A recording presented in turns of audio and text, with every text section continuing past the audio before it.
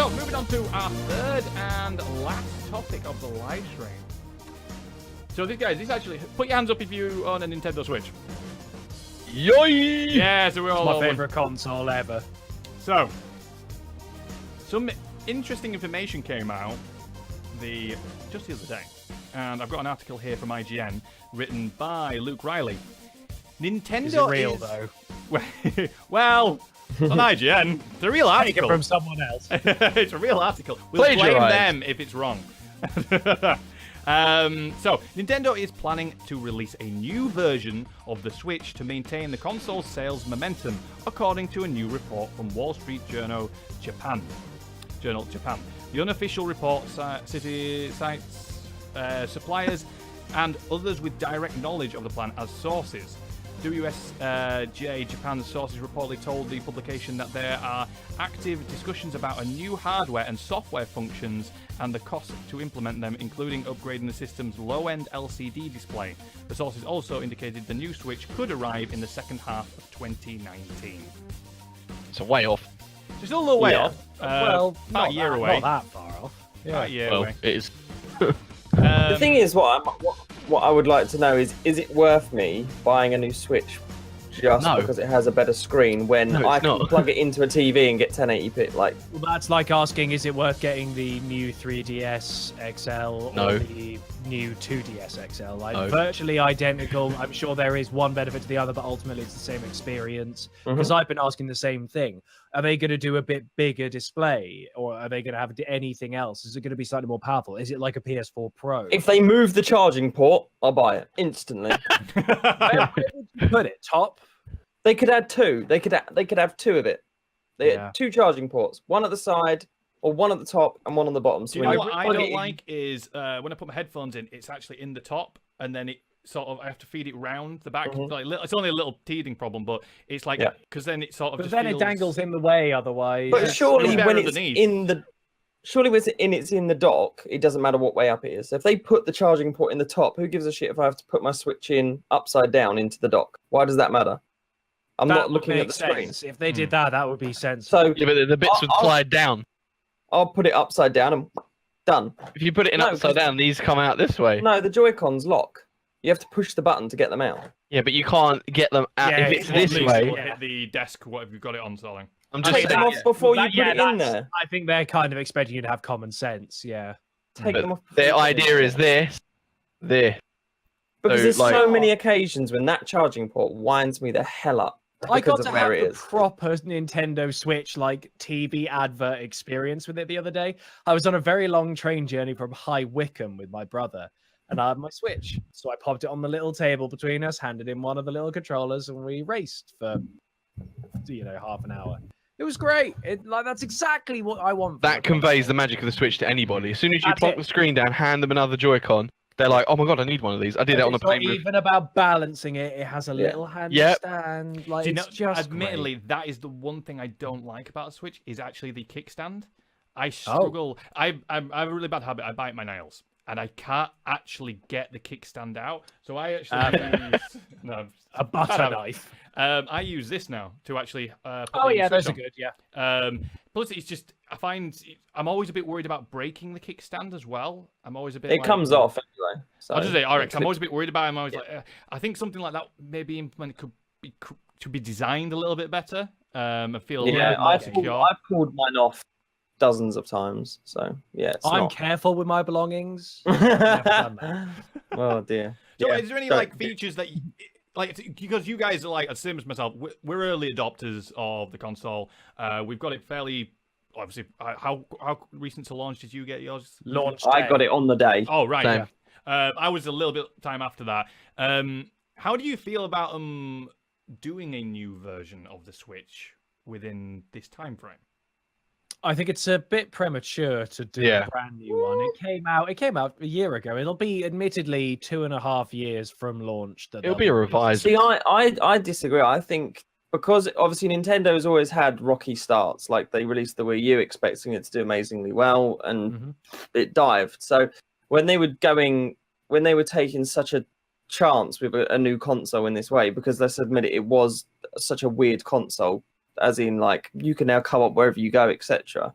Like, I think they were really hesitant on making a super expensive version of it for it then to flop again.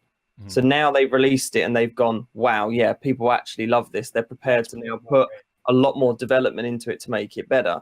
I'm all for that because it's a fantastic console as it is anyway, but there are obviously some flaws. So if they're prepared to put development and time and money into that to improve it, then I'm more than happy for that to be now. I'd rather it was sooner than later because say they do it in 2 years' time, all of the best games that are going to be now, I'm now going to go, well, they've brought out a new version of it, but all the games that I ever played are like 2 years old now, so what's the point? I'd rather they do it now than later. So obviously, you've all said like some of the functionality you would like, that you would like. What some of the functionalities do you think they will implement if they do change anything major at all with this new version of it? Is there anything that you probably would put your money on that they're going to add to the new system? They're going to change the kickstand, 100%. I think. I don't know. I don't know what needed improving. There's only one thing. They're going to add. I think they may add 2 rather than 1. Storage is a definite. Yeah. Out the box. Battery. Yeah. Battery they're like actually thinking about it, they're quite obvious changes that you would implement, whether it be mobile phones or any other devices. Which obviously it's the same thing. I think they would do their best to make it a bit lighter as well. So they're going to improve the screen. That is one aspect they're going to be improving. But the one thing that I'm surprised you guys bring it up because I had it in the back of my mind. I thought one of you guys would say it would be to input something that actually would include voice chat and would actually work in. Isn't that just the software? Yeah. It already works. Fortnite. No, you have to have it on your phone and stuff like that. You can plug a headset into it. If you plug it in, you can just do it in the lobby. And then so software. It is doable. So yeah, like Luke says, it's kind of software dependent. So you could still do it with from the inside. Yeah. You plug your headphones in. They have the mic on. It works in the Fortnite Switch version. It should work in anything else. The one main thing I know they will change is the heat sinking of the console because I don't know if you knew, but there was a problem with like the console itself cracking. Oh right. Mainly around the heat vents and down the right hand side of the console. Like if you Google it, you can find where the plastic has actually cracked. Where people that primarily play it in the docked position, the heat is getting so intense that it's cracking the plastic because it's making the plastic really brittle. So like one guy he docked it the day he got it and never taken it out. And he went on holiday, so he took it out and then noticed there was a massive crack right down the whole length of the back of the Switch where basically the heat had cracked it. Yeah, so there is a problem there as it's heating up and then cooling, it's cracking. So I think, again, they will have to... That could just be a problem with that one, though. That might not be... Well, it's happening. It happened to quite a number of them, so... But only mainly in docked circumstances of regular, solely docked use for like a year. That makes sense. So I think it's more the plastic that they used because again, there was an issue with like when they put the sticker wraps on the consoles, it was ruining the plastic. Also, they warp. And the screen is plastic as well. That's really strange. That I think that they went for a plastic screen. It's not glass, so it scratches. So easy. But but phones are glass, and I know, but I think it was to reduce. But again, reduce cost. Yeah, so I think the more expensive model will have a glass screen.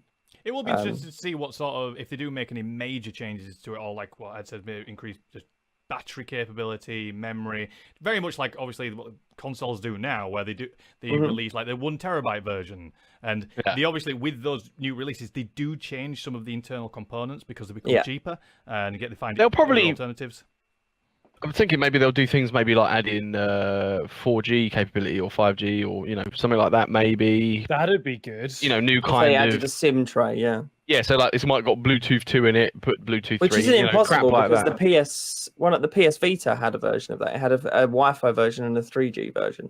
Yeah, so it's not impossible to say that no one would ever do that because Sony did it, so that you could buy either the Wi-Fi or the 3G version, and it worked really well. I had the. It might have a SIM port in it. Something maybe, who knows? You can just whack your phone one in there. Well, with that one, I think if I remember rightly, with the Vita, it was a service that you paid for, like a monthly service, like Xbox Live or PlayStation Network. So you got a certain amount of the Vita. I can't remember exactly how it worked. It was either a SIM or it was like a SIM service because they announced the Vita, and it was I believe it was at E3. They announced the network that it was tied to, and the whole audience in the whole of the place went, "Oh yeah." And it was like you can see the guy on stage like, oh crap. It's like no. But no, it'd be interesting to see what system to implement. I kind of, as much as obviously like you guys, I got one early. I've enjoyed my Switch. I'm still finding that, I keep saying it, I'm still trying to look for that one game that'll get me, and I do think it's going to be Pokemon. But I don't mind them doing a new version as long as it's, obviously, like I say, it's an improvement, it's a step up. And it's just obviously a continuation of what Nintendo do. They did this with the 3DS, or DS, 3DS, they just kept on going on and on and on, and improving things as they go. It's no real different, I guess, to like PlayStation 4 and Xbox releasing newer versions. I just kind of hope they just sort of iron out some of the problems of what they got with the first version. Thinking of saying Pokemon there, Roger, new hardware with software, so they'll do like a full-on Pokemon version. I know they're doing it with Let's Go Eevee and Let's Go Pikachu, the little dock. With the new game that's coming out next year. So yeah, if they are going to redesign it, it would make sense that they do it with the new gen Pokemon.